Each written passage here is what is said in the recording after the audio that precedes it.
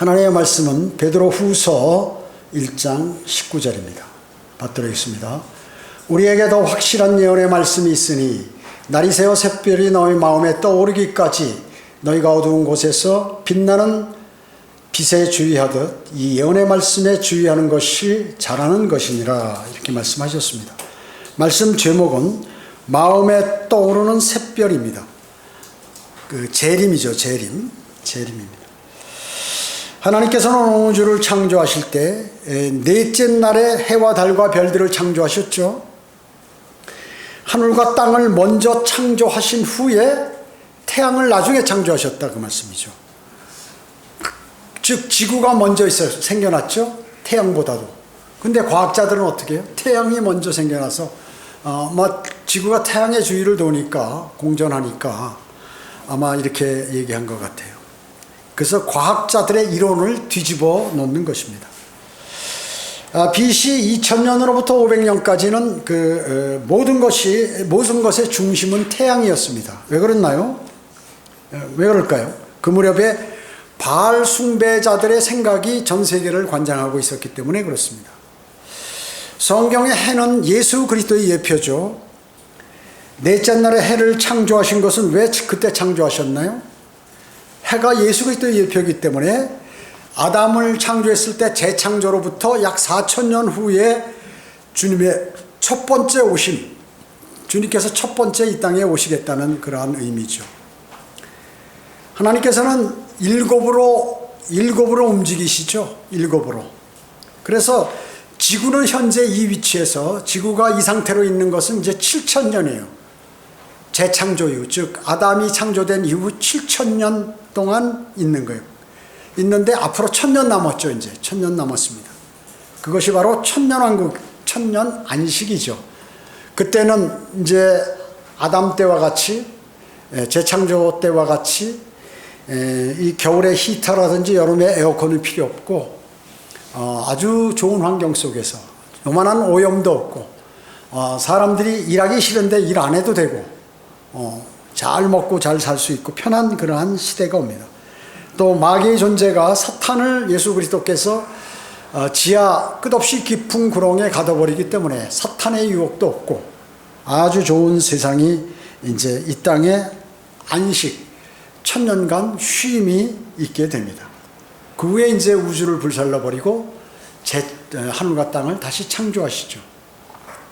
여러분, 달은 누구의 예표입니까? 그리스도인의 예표죠. 교회의 예표입니다. 달은. 그렇기 때문에 달은 성경에서 여성으로 묘사가 됩니다. 여성으로. 솔로몬의 노래 6장 10절에 보면 아침처럼 비추고 달처럼 고우며 해처럼 맑고 깃발을 든 군대처럼 위엄 있는 여자는 누구인가, 이렇게 얘기합니다. 이것은 재림할 때 예수 그리스도가 흰말을 타고 앞장서고 뒤를 흰말을 타고 따르는 여러분들을 얘기하는 것입니다. 신부는 아침에 전쟁에 참여합니다. 아침에. 왜냐하면 아침이라는 것은 이제 해가 뜰 때 아니에요. 해가 뜰 때이기 때문에 그때 주님의 재림 시기란 말이죠. 시기상으로. 그러니까 역사적으로 볼 때도 라우디케아인들의 교회 시대가 이제 거의 다 끝나가는데 그때 이제 주님이 오실 때가 가까워지는 것이고, 태양으로 묘사될 때 해가 뜨는 것은 이제 주님이 다시 이 땅에 빛으로 오시기 때문에 좋은 세상이 온다는 것이죠. 그녀는 달처럼 교회 시대의 밤을 통과한 후에, 지금 이 교회 시대를 성경은 밤으로 묘사합니다. 밤을. 왜? 어둡다 그 얘기죠. 왕국이 임할 때, 천년왕국이 올 때는 이제 해로서 그리스도인들이 빛나는 그러한 모습으로 거기에 이제 그 통치를 하게 된다는 것입니다. 달은 어떻습니까? 스스로 빛내지 않죠. 태양은 스스로 빛나지만 달은 태양의 빛을 받아서 반사하죠. 반사하는 것입니다. 그래서 그리스도인은 예수 그리스도의 빛을 받아서 반사하는 것이, 주님으로부터 이 영적 그러한 은혜를 받아서 다른 사람에게 복음과 진리를 전파하는, 비추는 것입니다. 빛을 비추는 것이에요.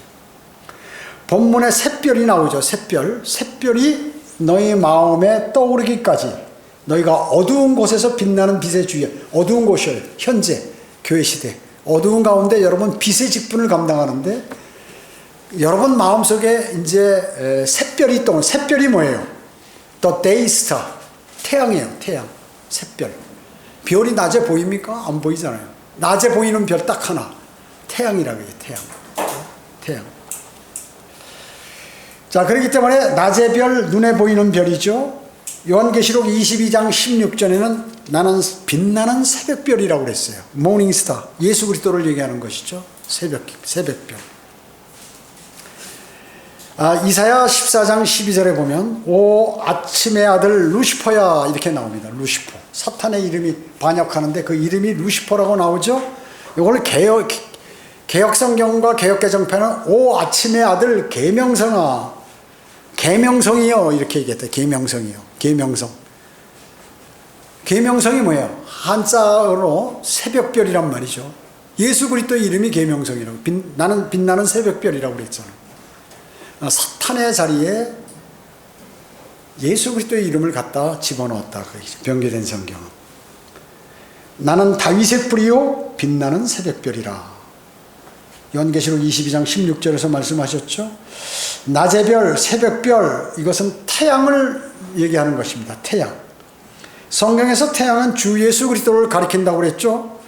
그렇기 때문에 말라키 4장 2절에 보면 의의 태양이라고 부르십니다. 예수 그리스도를 의의 태양, 의로우신 태양이다.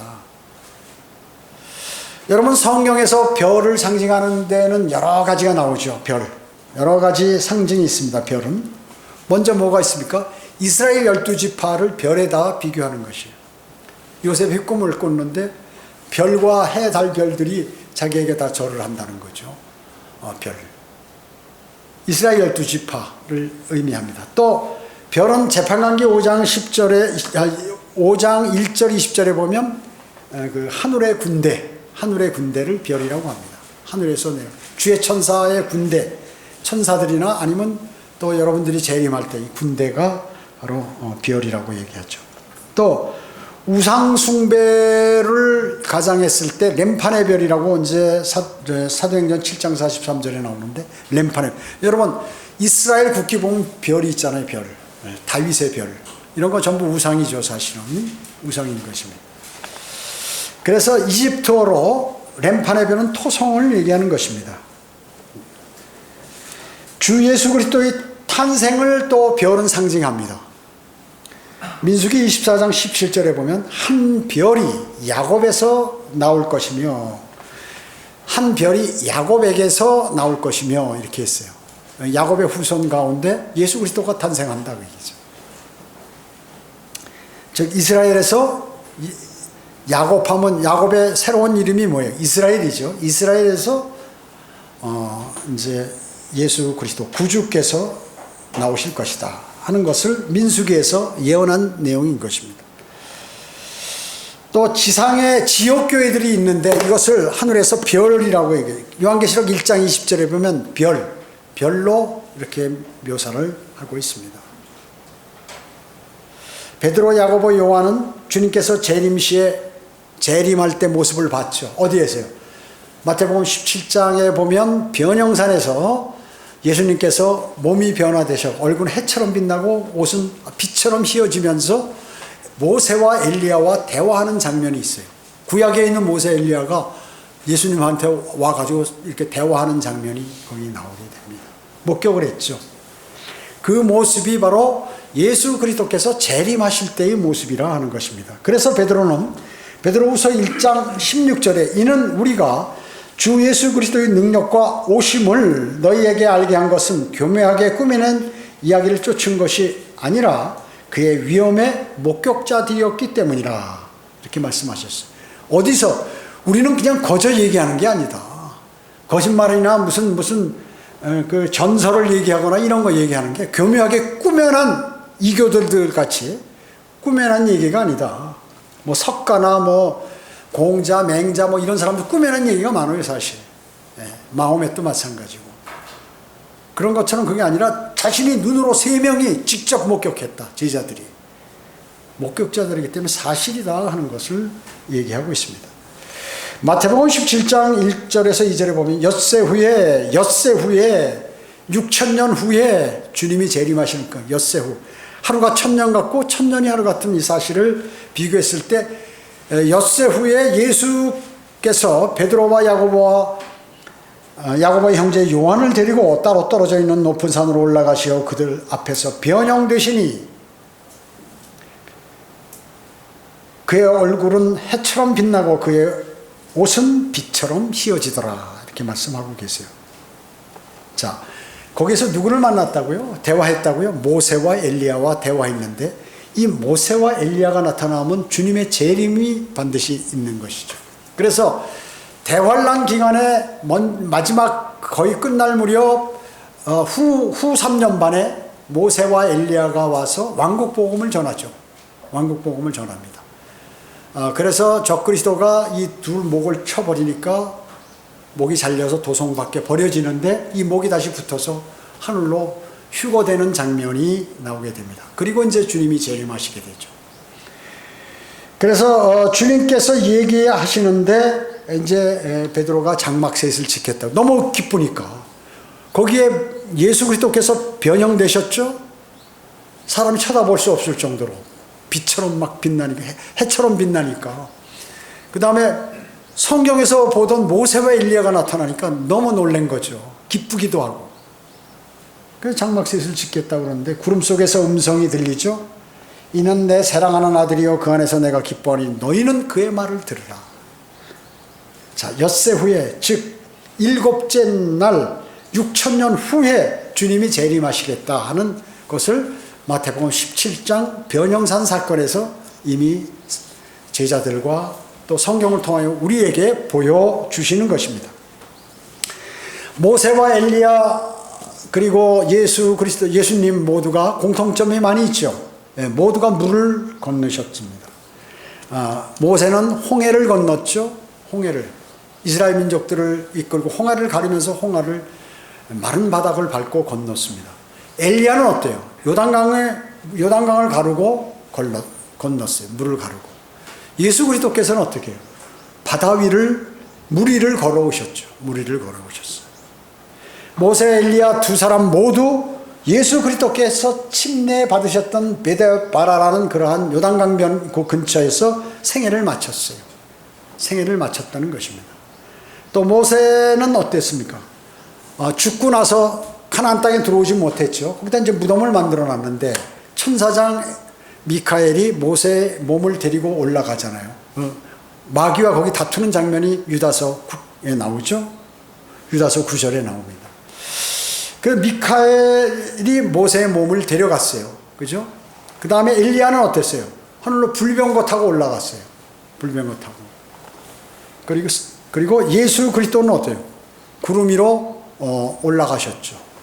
승천하셔서 지금 셋째 하늘 하나님 아버지 보좌 우편에 오른편에 앉아 계시는 것입니다. 자, 모두가 셋이 다 올라가서 똑같이 사람들이 보는 가운데 올라갔다. 사람들과 천사들이 보는 가운데 올라갔습니다. 오늘 본문에서 베드로는 우리에게 더 확실한 예언의 말씀이 있었으니, 자, 이 말씀이 뭐예요? 하나님께서 구약에는 다 음성으로 말씀하셨어요. 성경이 없었기 때문에. 그리고 사람들도 간혹가다 꿈을 꾸고 음성을 듣고 뭐 환상을 본다는데 그런 것보다도 더 중요한 게 뭐냐면 이 말씀이다. 그래서 그리스도인이 하나님의 말씀을 알면 그런 것들이 안 보여요. 근데 하나님의 말씀을 모르면 그런 게 막 이상하게 막 보이고 마귀가 중간에 개입해서 이게 하나님께서 나한테 보여주신 건지 마귀가 보인 구분을 못해요. 구분을 못해요. 그렇기 때문에 하나님의 말씀을 알아야 돼. 하나님의 말씀을 딱 공부를 해서 알면은 그런 것들이 안 보이고 믿어지지가 않는다 그 얘기죠. 그래서 베드로가 그랬잖아요. 하나님의 아버지의 음성보다 우리에게 더 확실한 예언의 말씀이 있다. 예언의 말씀이 있다. 주님께서 여러분에게 나타나셔서 말씀하는 것보다 더 확실한 성경 말씀이 있으니 이 성경 말씀, 성경으로 돌아가라. 이런 말씀을 하고 계시는 것입니다. 날이 샌다는 게 뭐예요? 아침이 오는 거죠. 날이 새면. 마가복음 13장 35절에 보면 그러므로 깨어있으라. 그 집주인이 언제 올는지 저녁일는지 밤중일는지 닭이 올 때인지 아니면 아침일는지 너희가 모르기 때문이라. 이렇게 말씀하셨습니다. 여러분, 유대인들은 저녁 6시부터, 물론 이제 저녁 6시부터 하루가 시작되죠. 그래가지고 이제 아침 6시까지 12시간이 있어요. 이거를 넷으로 나눠요. 그래서 경점, 4경점으로 이렇게 나누는 거예요. 그래서 그 4경점을 일반적으로 얘기할 때 저녁 6시부터 9시까지, 그 다음에 밤중 9시에서 12시, 닭이 울 때 12시에서 3시, 그리고 아침 3시에서 6시, 이렇게 네 등분으로 이렇게 나눠놨다 그 얘기죠. 이것은 그뿐만 아니라 교회, 7교회 시대가 있었죠. 인류 역사 7,000년, 또 현재까지 6,000년 아니에요. 6,000년을 볼 때 이제 교회 시대가 있었죠. 그래서 AD 30년부터, 그러니까 이거를 어떻게 나누냐면 지금 2000년인데 네 등분으로 나누는 거예요. AD 500년, 1000년, 1500년, 2000년. 이렇게 네 등분으로 나누는 시대와 사경점과 동일하다 그 얘기죠. 자, 그러면 AD 30년부터 500년 사이에는 무슨 교회가, 에베소, 스모나, 퍼가모 교회가 있었어요. 그게 AD 500년까지고, AD 500년으로부터 1000년까지는 두아티라 교회 시대라고 얘기하죠. 두아티라 교회 시대. 그 이제 요한계시록에 어떻다는 게 자세히 나와 있죠. 그 다음에 그러니까 두아티라 교회 시대, AD 500년으로부터 1000년까지를 암흑 시대라고 그래요. 로마 가톨릭이 성경을 뺏었기 때문에. 그 다음에 AD 1000년으로부터 1500년까지를 4대 교회 시대라고 이렇게 4대 교회 시대. 그 다음에 AD 1500년부터 휴거 때까지를 이제 필라델피아 교회 시대, 라우디케아 교회 시대, 이렇게 나누는 것이죠. 그런데 저녁일는지 밤중일는지 닭이 울 때일는지 아침일는지 모르는데 지금 시점이 어디예요? 아침이 아침. 이 뒤는 다 지나가 버렸다 그 얘기죠. 교회 시대에도 라우디케아인들의 교회 시대 맨 마지막에 우리가 지금 있는 거예요. 이제 더 이상 교회 시대는 없어요. 그건 주님의 재림만 있을 뿐이다 그 얘기죠. 그렇기 때문에 올 때가 다 됐는데 조금 연장하는 건 뭐예요? 하나라도 더 구원시키기 위해서 그러시는 거예요. 그런데 어느 날 갑자기 인간들이 너무 죄악이 커지면 그때 이제 갑자기 오시는 거죠. 갑자기 오시는 것이요. 여러분, 남자들은 군대 갔잖아요. 보초 쓰면은 어느 때가 제일 힘들어요? 예.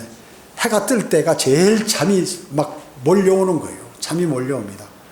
그래서 보초 쓰다가 그때 들켜가지고 그 지휘관이 막 대단한 성격이 좀 있는 사람 같으면 그 영창에 보내는 사람도 있어요. 왜냐하면 한 사람을 그런데 보내놓으면 이게 소문이 퍼져가지고 전부 다 정신을 차리고 보초를 쓰기 때문에 그렇게 하는 사람이 있어요. 어떤 사람은 뭐 완전군장에서 훈련도 시키고 그러는데, 하여튼 이 초병들이 해가 동이 트기 전에 가장 잠이 쏟아지고 배가 고프고 막 춥고 이렇습니다.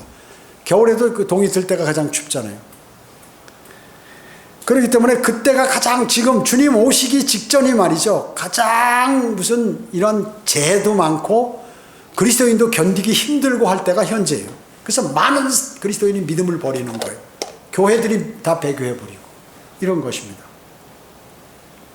왜냐하면 사도 때부터 오신다 하더니 지금 이렇게, 그래서 봐라 말이야. 옛날 구약시대, 사도시대 계속 온다고, 오긴 뭘 와. 이상 없는데. 이렇게 얘기한다 그 얘기죠.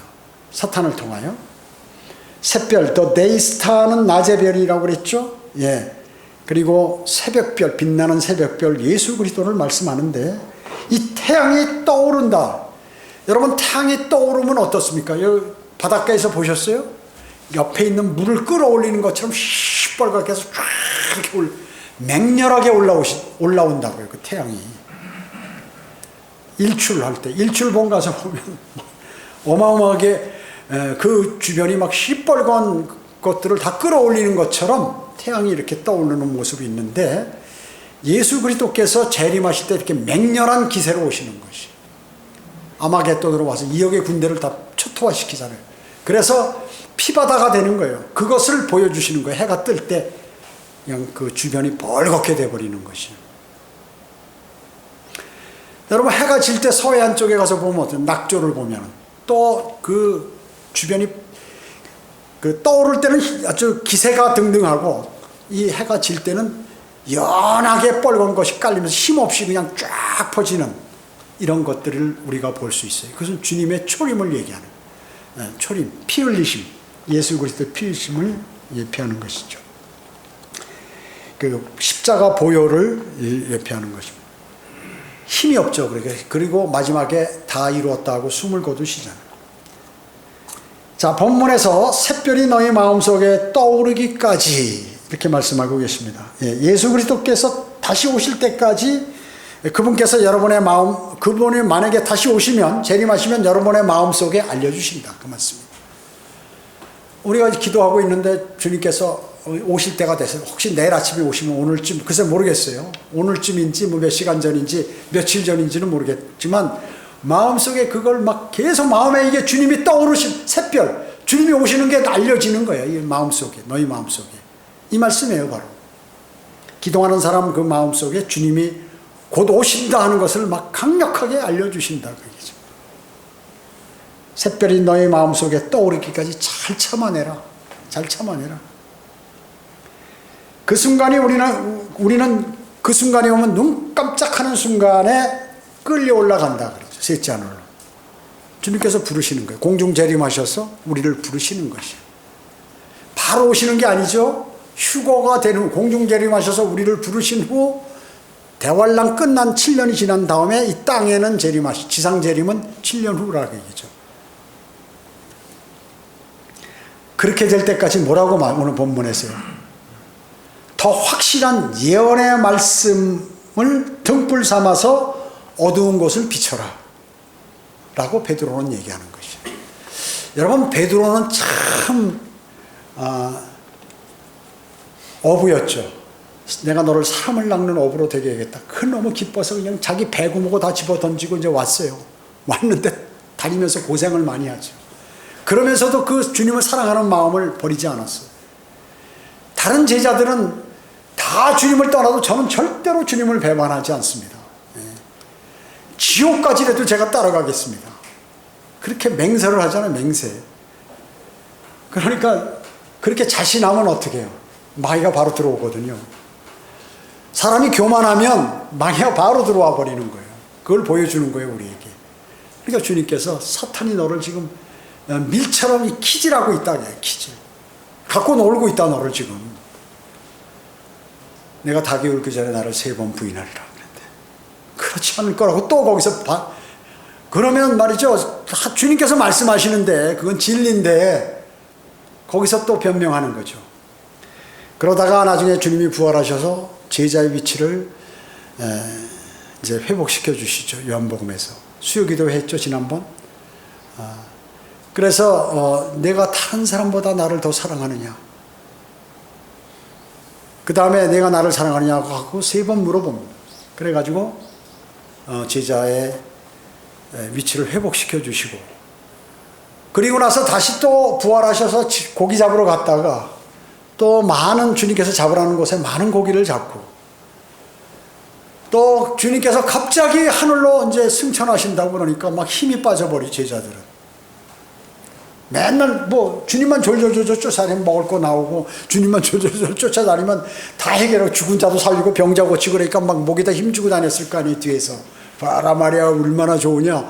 다른 사람들이 막 그냥 저를 살려달라고 그러면 기도하면은 다 낫고 죽은 사람도 살리고 그러니까 막 그 기세가 등등했겠죠, 제자들이. 그런데 그분이 안 계신 거예요. 무서워서 다 숨어 있잖아요. 숨어서 문 잠그고 기도만 하는 거죠. 그때 성령께서 내주하시니까 능력을 받아가지고 나가서 복음을 전하게 됩니다. 자, 이런 과정을 다 겪고 마지막에도 비참하게 순교하고 이런 식으로 했기 때문에 그 직전에 이 베드로 후서를 기록했단 말씀이죠. 거의 늙어서 베드로가 우리에게 권면하는 거예요. 주님 오실 날까지 너희의 눈으로 본 것보다 더 확실한 말씀이 너희에게 있으니 이 예언의 말씀을 등불 삼아서 어두운 곳을 너희가 비춰라, 이렇게 말씀하고 있는 것입니다. 주님께서 다시 오실 때까지는 세상은 흑암 속에 쌓여있는 이 교회 시대, 현 세상입니다. 현 세상이 어때요? 어마어마하죠. 사기꾼들 가득 차고 뭐 살인자들, 간음자들, 온갖 수단과 방법을 가리지 않고 이 세상에서 살아남으려고 하는 사람들이 거짓말하는 그 정치인들부터 시작해가지고 어마어마하게 많잖아요. 곤모술수 쓰는 그런 사람들로부터 시작해서 또 자연재해, 전쟁, 지금도 전쟁이 일어나요. 전쟁이 뭐 우크라이나이고 러시아만 있는 게 아니에요. 시리아 그 나라는 참 이스라엘을 공격하니까 그렇게 비참하게 되는 거죠. 거기 그 내전이 지금 얼마나 비참하게 벌어지고 있어요. 같은 민족들끼리 싸우는 거야. 그렇게. 거기에다가 또 하나님께서 그냥 흔들어 버리니까 전부 깔려 죽고 부상당하고 말이죠. 먹을 거 없고 집 잃어버리고 추운데 지금 겨울이란 말이죠. 거기. 그렇게 돼 버리니까 이게 참 인간적으로 보면 불쌍하지만 이런 일들이 벌어진다. 이해할 수 없는 일들이 벌어져요. 여러분, 우리 지금 여러분이 살아 계셨을 때 이번 코로나 같은 그런 거 있었어요? 마스크 3년 쓰고 다닌 그때가 있었습니까? 없었어요. 과거에 마스크는 누구예요? 범죄자들만 마스크 써. 지금은 마스크 안 쓰면 오히려 이상해. 매일 써가지고. 그 바람에 내과 그 의사들은 지금 내과들은 많이 문 닫을 거야. 그 소아과 특히 소아과. 아이들의 주로 병은 뭐예요? 감기 몸살이라고요. 날씨만 추워지면 그냥 막 병원에 무너질 정도로 아이들이 많이 오는데 마스크를 쓰니까 감기가 걸려야지 아이들이. 소아과가 다 문 닫았어요. 여기 이진모 그 사람도 소아과 다니다가 이제 환자가 없으니까 원장이 그만두라고 해서 그만둔 거 아니에요. 자, 그러니까 이와 같이 이런 일들이 이제 지금 지구상에 많이 벌어지고 그 질병, 희귀병. 저는 그 자세히 보니까 놀랐습니다. 제가 전에도 얘기했지만 각 가정마다 이상한 환자들이 많이 있어요. 그 아이들이 태어나면 정상적으로 태어나야 되는데 비정상적으로 태어나는 아이들이 지금 너무 많은 거예요. 왜 그럴까요? 환경에 오염돼서. 참 불쌍해요.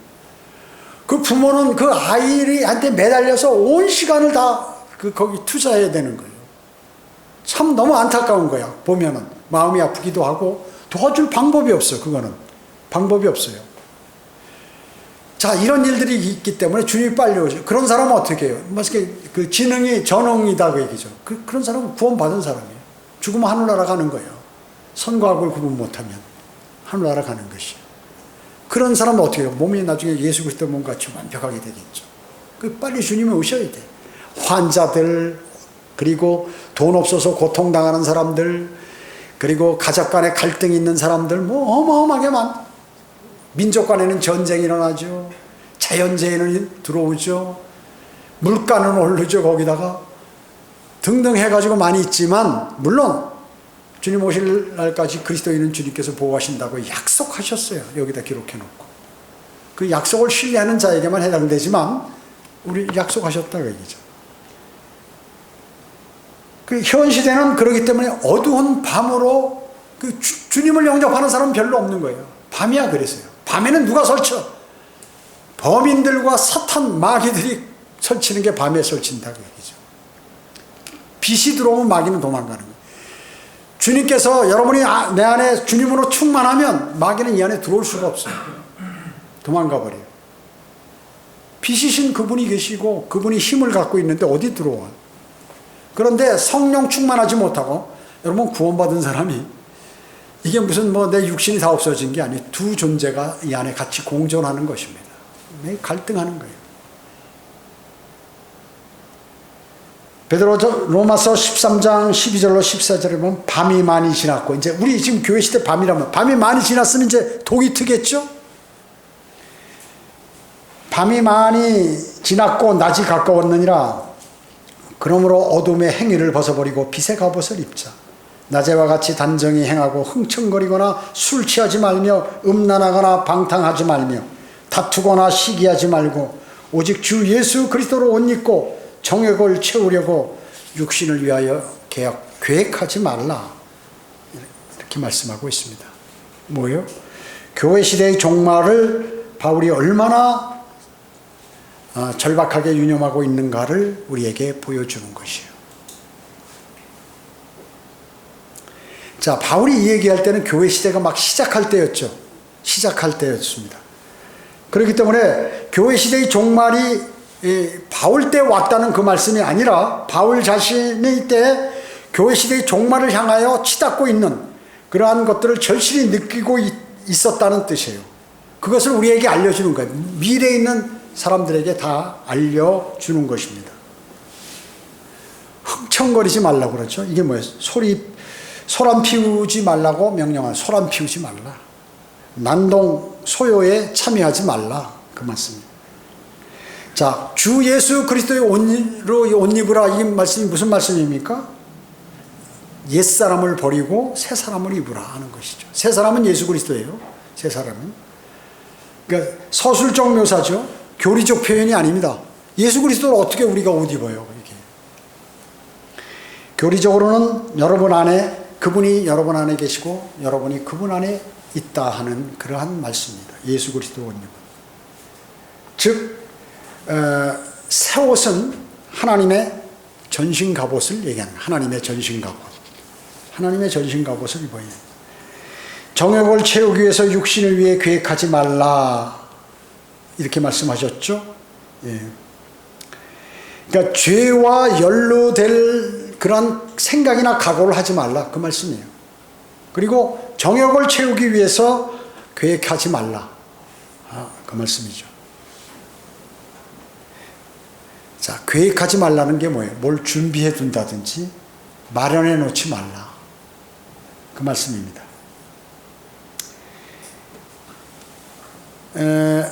술, 담배,